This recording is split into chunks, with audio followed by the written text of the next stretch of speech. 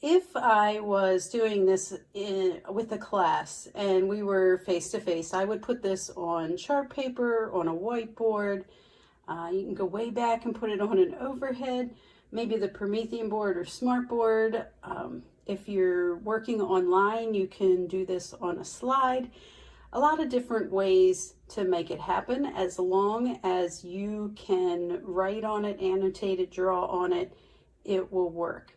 I kept this objective a little bit vague because I wanted to be able to apply to any situation you're teaching. So here is the model of how the conversation would go. Okay, class, we are going to work on some problem solving today in math. So let's read our objective. First, I'll read it to you, and then we can all read it together and talk about it. I can explain how I solved a problem and justify my thinking using specific math vocabulary. All right, so let's talk about what that means. You see I underlined two words in red. Who has an idea why I would pick those words to underline?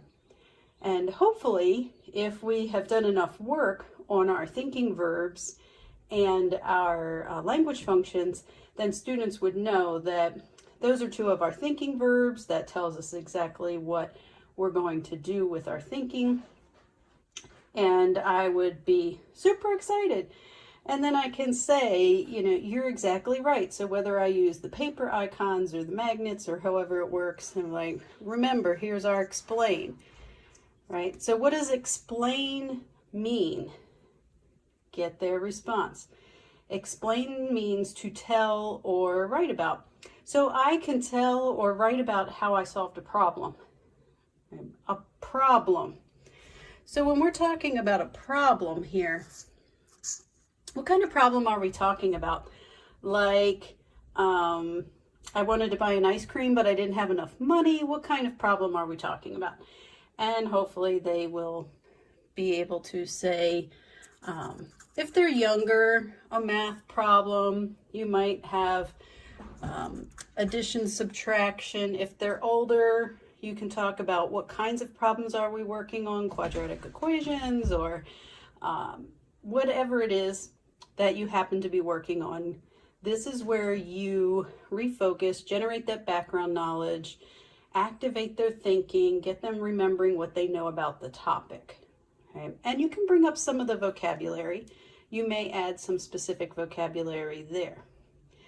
So I can tell or write about how I solved a problem, how I solved a math equation, how I solved for slope, whatever it is you want it to be. And justify my thinking. Justify is one of our thinking verbs, so what is justify? Hopefully they will remember, and I can also use my thinking verb here. The justify means to show evidence. So what's another way?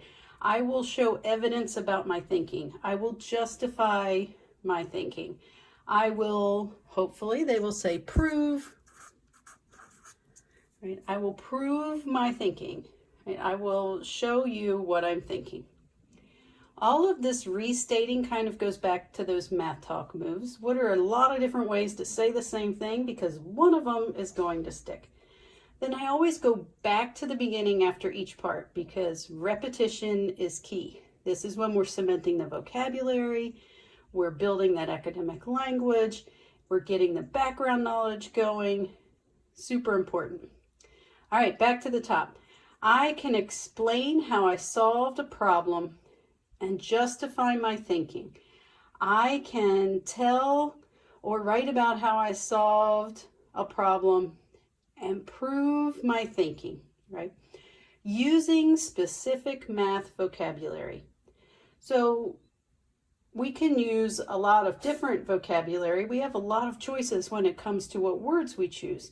So we want to make sure we're choosing math words, and we want to make sure we're choosing math words that are very specific about what we're doing in our problem. And here's where I would generate some of that vocabulary. So if it's a money problem, here's what I'm saying. What kind of vocabulary would I expect to hear?